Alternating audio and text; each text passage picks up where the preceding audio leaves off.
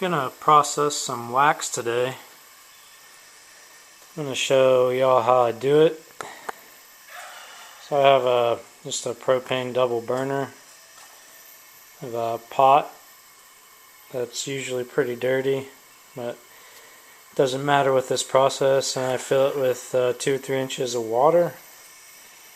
And then I've got my wax that I'm gonna melt, and most of this is old wax that had some issues either with wax moths or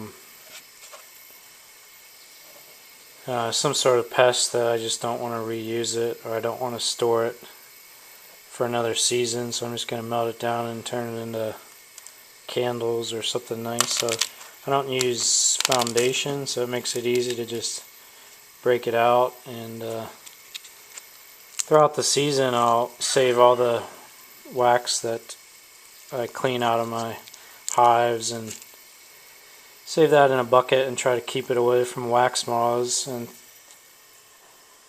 once I get enough, I'll make time on a rainy day like this to stay in the garage and clean some wax. And so yeah, I've got some frames, other frames I'm gonna melt down. These are just kind of extras that had some wax moth problems.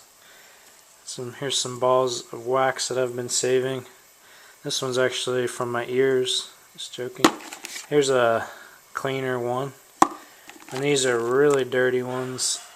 So these have a lot of impurities, bee parts and cocoon parts and all kinds of just dirt that has to be filtered out. So what we're going to do is melt it all down in the water, and water should keep it from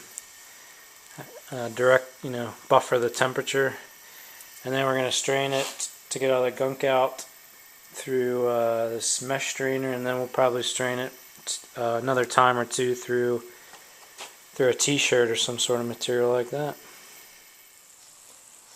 I got my frames cleaned off, and this is what I run most of the time. It's a medium frame with this is a Lowe's brand. Sometimes I use Home Depot. Actually works. Home Depot ones actually fit better, but they can be free, or you can buy them if you need lots of them. But I just use that as a starter strip for the bees to build foundationless, which makes it really easy when I go to harvest my wax to just pull that out. There's no wires or anything, and you can see how quickly this melts when I put it in there. So I'm almost done here. The goal is to have all the big chunks of wax melted, and then I can just use my metal filter to get the bigger chunks out, and then I'll strain it through a t-shirt.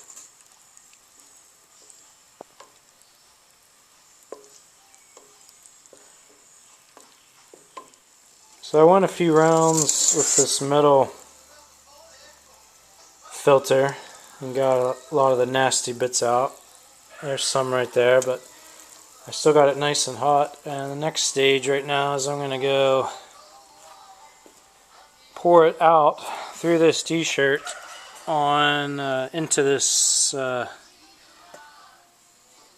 bottom half of a milk carton. Make sure you use organic milk carton if you want your wax to be organic, of course. But it has kind of a waxy film, so it is going to help the wax release when easier.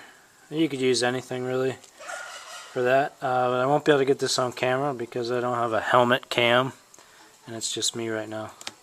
But that's the process, and then we're going to let it sit overnight and cool, because that takes a long time for that big of a block of wax to become a solid. You just can't fight the laws of thermodynamics during that step, but I'll show you what that looks like in the morning. It's the next morning, and the wax is solid. Change I had to make, the milk carton I quickly realized was not going to be enough for the wax and the water that I had to pour, so I ended up using this, I think this is a 1 gallon bucket which worked just as good, so I poured it all through the t-shirt into there, and it still almost wasn't enough room, and let it cool overnight, and just a few minutes ago dumped it out. And you're going to have all that dirty water come out first, and then this wax plug will pop out at the top, and you can see there's some fine particles still made it through the t-shirt, but I can just scrape that off with a knife or a hive tool. And this is probably, I don't know, 3 or 4, possibly 5, probably 3 or 4 pounds of beeswax. And I'm just going to let this dry, and then I'll scrape off that bottom layer of all the sediment that made its way to the bottom. And I could strain this and filter it one more time if I wanted a really pure wax, but I think it's just fine the way it is for the things that I make out of it. I make a lot of molds to give away to people. I've made some candles, and I'm always looking for something else to make. But that's it. Let me know if you have any questions or ideas on how I could do this process more efficiently.